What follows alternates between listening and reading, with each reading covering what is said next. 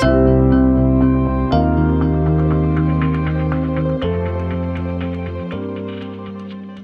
right, welcome to the Culture Couch Live this week. We have Carly, Mel, and Emil. How are you? Hey, team. Hi, Rosie. Hi, team. How are you all doing? Excellent. Going very, very well. Had a conversation, more so than a question this week. I had a conversation with someone the other day, and I think, Carly, you said you had a similar conversation, and it was around. We sort of call it a purpose, mission statement. Carly, what was the question you had around it? It was a different word, but it meant the same thing. And I thought, we actually had 2 sessions last week where clients started to talk about their identity. Yep. So, what do they stand for as a group, which, as you say, links back to purpose around why do we exist. So, similar kind of theme. Yeah, so I thought we'd sort of dissect that a little bit today, which sort of goes to the heart, I guess, of the PBD system to a certain degree. So maybe I'll tell you a quick story, and then I might hand over to each of you to sort of what resonates with you around identity, purpose, mission statement, or whatever. But I remember when I was sort of assistant coach under Rodney Eade, and we come in and we might have lost the game. And I remember Richard Collis used to come in, who was the chairman after the game. And yeah, and chairman get pretty emotional, as everyone does when you lose a game of footy, sort of thing. But one thing really stood out for me, and he sort of said, we don't have something we play for which is greater than the jumper or whatever. Like, and I'm like, being an ex-player, I'm like, hang on, I put the jumper on and I played, and I thought I played pretty well, sort of thing. But it probably wasn't until I read this book, and you reminded me what the book was called. I think it was Culture Code. I think it was. I think it was. Talked about and I won't go into details, but talked about a company in America, and when it had a really bad reaction to a product, and they discussed how it went back to their identity or their purpose, and it was really powerful. So that, for me, once we started this Bloods culture at Sydney, it really cemented my views about what Richard was saying. So it's almost, I think, before I hand over, maybe I'll hand over to you first, Carly. I think, correct me if I'm wrong, a mission statement tends to be more P&L or money or whatever. But what we're talking with an identity is once you can get your purpose or your identity, everything should go back to that.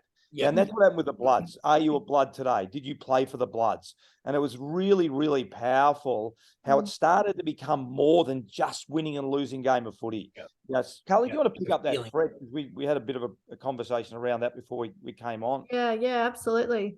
So I think it's interesting because for those who understand how powerful it can be, they know how much time and effort needs to go into it, because it's why we exist. So why do we come to work? Why do we have the business in operation? Why do we do what we do? But it's not just, we're here to serve our customers or we're here to do good work. It's fundamentally around why would you attract people? Why would you attract customers? Why do they want to work with you? And so for Performance by Design, our purpose is to take the chance out of culture. And I think fundamentally, like you said before, Em, it's got to be 7 words or less. So for us, in our sales pitch, internally, and why we do what we do, we help clients take the chance out of their culture, and we put processes and systems in place to show them how to do that. So it has that, it is why we exist, but it also encapsulates what you do and why you do it. And I think that's the really important part, Em, isn't it? Yeah, and why when you get it really right, it becomes why clients choose you. So it becomes an external tractor beam, and your internal driver, right? So it's critical that leaders, not only believe in it, but just keep driving it through language and keep using it to make decisions, right? For us, in the first time that I really understood, and it's actually a feeling, because it's about being social beings and being driven by connection, like a yearning for connection. When we built, through Jez's help at Aussie X, Extraordinary Impact, it was the filter for absolutely everything. The color of the T-shirts, the way we said, we actually would have conversations around, when you enter the office staff room at a school, say aloud, "G'day." We have an accent, and we want everyone's head to go, "Whoa, what's going on here?" Because that would have an extraordinary impact. Is that why you still do that today?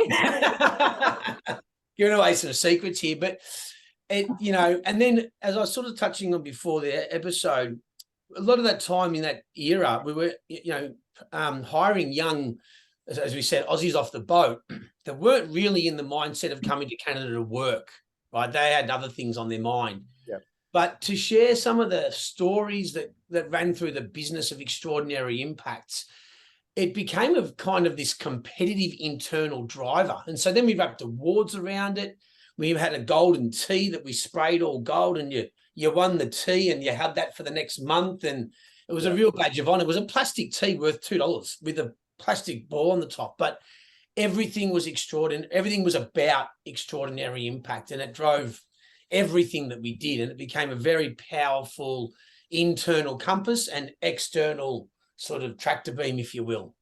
We had a good session the other day, Mel, didn't we? And it was funny because it sort of happened organically. We got to the values and behaviors, and we started really, and I thought we did a really good job, or you and Carly and the crew there did a really good job, but I thought they'd lost a little bit around the purpose. And then we actually went from the values and behaviors back to their purpose. It was really fascinating when we started to revisit their purpose, that the initial purpose they wrote down was dramatically different to the one they wrote down at the end.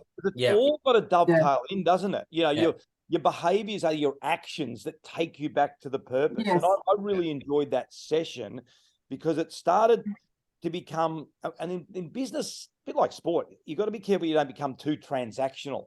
This is an emotional connection. Yeah. This is the connection to why we exist.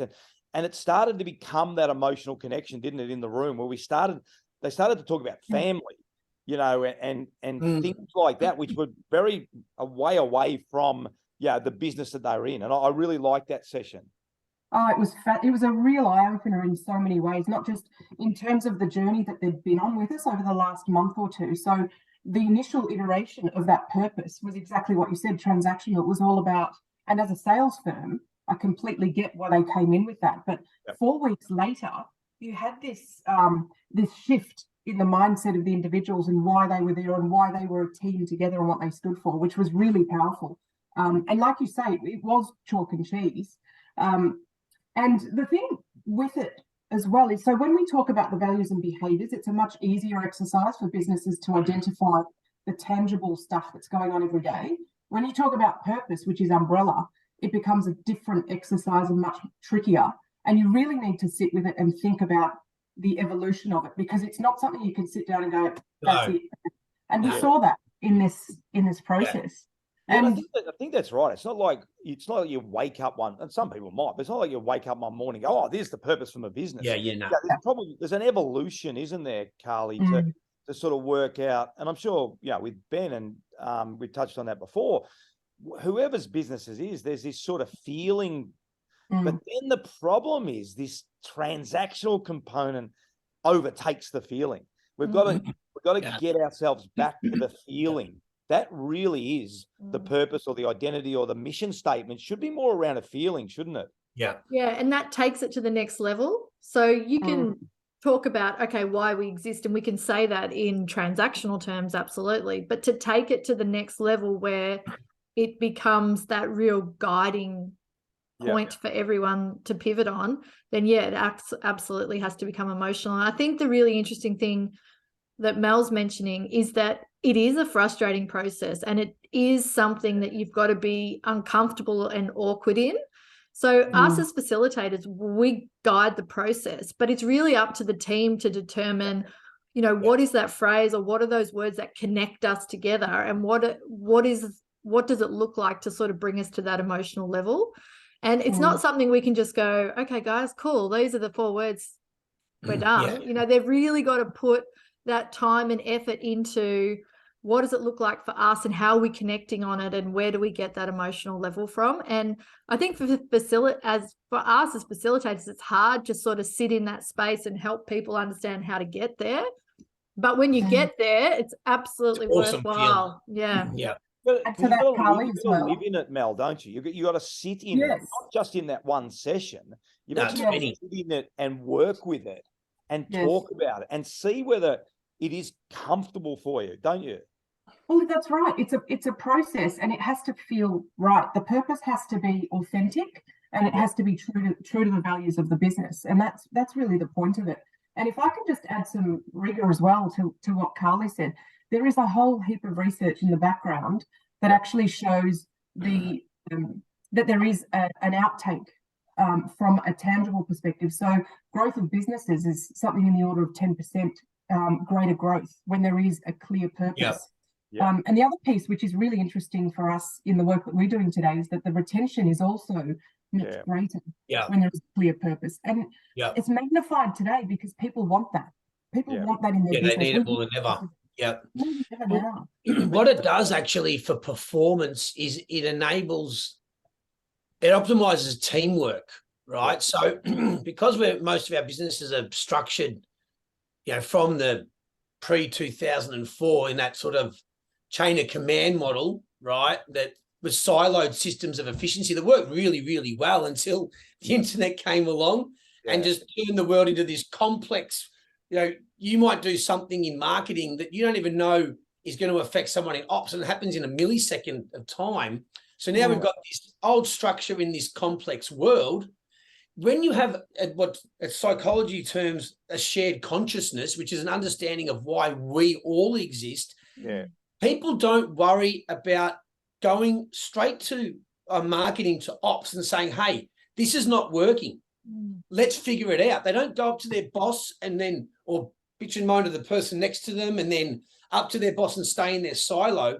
They simply become an empowered and adaptive team and just go straight across and go, I want to have this conversation because we consciously know that we're here to do this. So then things don't get stuck in silos and things move. And I mean, that's what Google's been able to scale, right? Everyone knows what they're doing and why they do it inside of the construct of that giant machine, so they can move faster and adapt. And speed wins today's business world, doesn't it, right? The ability to manage adversity faster is what wins, beats your competition. Yeah, but Rosie, this comes back to this thing around soft skills. Yeah, that's right. Yeah. So back in the chain of command, it's, purpose is a nice to have. Oh, wouldn't it be great if we all had a purpose? Yeah. But it's so important. And we now realize how important it is. And I know we hate the term soft skills because they're so important, but it almost comes back to the same theory, doesn't it, around all the cultural elements? But it's also, and I've seen it again in footy as well, it's also about the hiring process. If you've got a feeling about your company, I think we've touched on a little bit on Culture Couch Live at times about the hiring process. That's fundamentally flawed as well. If you have a strong purpose or strong identity, that's part of the introduction. Carly or Mel, do you want to work here at Performance by Design? Do you want to work here at Google? Do you want to work here at Nissan or whoever it might be? This is why we exist. This is what we do. This is our purpose. Yeah. So there's this immediate opportunity for the person in the interview phase to go, no, I'm out, because I've heard it's really strong. I've heard and probably doesn't sit with me. Oh no, I can't wait to get in here. And that's right. I think that's the strength of it, isn't it? Because it is a feeling. But then to that point, Ruzi, if the business is not accountable to what that statement says, then you're in a world of trouble. And then, but on that, Carla, actually, great point. Then it's up to that person to go, hang on, you told me that this is what we're going to do. That's that accountability around, and that's why the system is so strong. If you do get your purpose, your values, and your behaviors, because without the behaviors, that's when you can't have accountability, can you? Our behaviors are how we act and perform in relation to our purpose. Yeah, that's right. Yeah. We reward and recognize these behaviors to be recognized as our values and deliver on our purpose. And then ultimately, when you get it right, as much as the exercise of going through the values and behaviors becomes critical, because it actually helps galvanize the purpose. In the few experiences I've had, and especially with AussieX, I probably can't even remember the behaviors list because it just has extraordinary impact. It was just so everyone was just empowered. If you think this behavior will have an extraordinary impact on that child or that teacher or that office person or principal, you were empowered to do it. And then we just come back to our team meetings and share those stories. And so everyone sort of had various different behaviors and actions that were extraordinary impact, but we all knew exactly what it felt and meant at any given time. So, yeah, it's cool stuff. I think it's a great point, Em, because if there's one part that you can hang on to, the others become important, but they're less important. If there's none of it, if you can't hang on to any of it because you haven't spent time, Carly, and you touched on it, the lack of accountability or lack of time on developing it or being accountable to it, then you hold on to nothing. And we sort of see that a lot. And I guess, you and Carly, you and Mel have been in the advertising, which is all around branding and that's right. Trying to put your brand above everyone else's. But if you don't believe in that brand, I suspect that it was really hard. Yeah. And that's why the founders or the executive team or, the senior management have to buy in and have to do it together and take ownership over it. And we had another example last week where the second layer of management were tasked to go and work through the overall company kind of mission and values. And they came back and presented it to the founders and they said, hang on a second. I know I asked you to do this and I know you've done a really good job, but this is our business. We want to buy into this. So we're going to actually take it away now and spend a lot of time thinking about what it needs to be. So that, that really senior level need to have ownership and really believe in it. And the other thing is, Mel, I think on that, the more people that can get involved, it's funny, when I first came out of footy and we did a few early business, people go, here's my purpose. And we go, okay, now where'd that come from? And the HR person would look at it and go, does anyone remember where that came from? No one's owned it. No one's bought into it. I think they've paid a company to come give us a purpose and we'll give you X amount of dollars.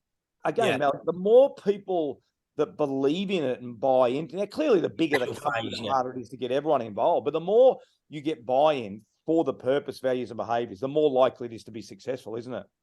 Yeah, absolutely. It needs to be something that resonates company-wide. And that's whether it doesn't matter about the length of your tenure. If you're a month in or if you're 10 years in, your voice matters in the process and the way it relates to you matters. So you actually earlier reminded me, my father told me something really important, which has carried through with me in my sort of leadership life. And that is that if you can't explain something, you don't understand it. So everybody in the business needs to be able to explain what that purpose is about. And that will indicate whether they understand it or not. If somebody can say, this is who we are and what we stand for, and that all the way through the business, to your point, Rosie, you're well ahead of the game because it's a strong, clear identity. And the part that's critical is that they need to be able to tell a story of what it looks like. It's all about storytelling. And that's why the process is awkward. It's not a linear one, right? It's about sharing stories of why what you're really proud of at your organization, when you got it wrong, how that made you. Sometimes that's the story that actually makes us realize what we really hear, what we missed, what we're not seeing. Right. And I can tell you, even over here, now that we've got Alexandra here as our performance coordinator, we're forever saying, just don't leave it to chance. Like, should we do this? And she'll go, don't leave it to chance. Like, it's our vernacular now. And it's like, and then you sort of go, shit, can't leave it. So you just then do it. And then it holds you accountable. It holds you accountable, doesn't it? It's crazy. It's awesome.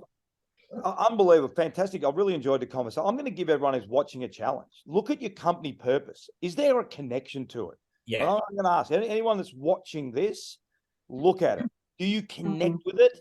And if you don't, do something about it. I reckon that's the takeaway, because it's send us a note and let us know what you think, because we'd love to have some feedback and have a chat about it. It would be great. Yeah, awesome. Yeah, good. Fantastic conversation. Excellent, guys. Thanks Carly. Thanks, Mel. Thanks, Rosie. And good work. We'll see everyone next week on Culture Couch Live.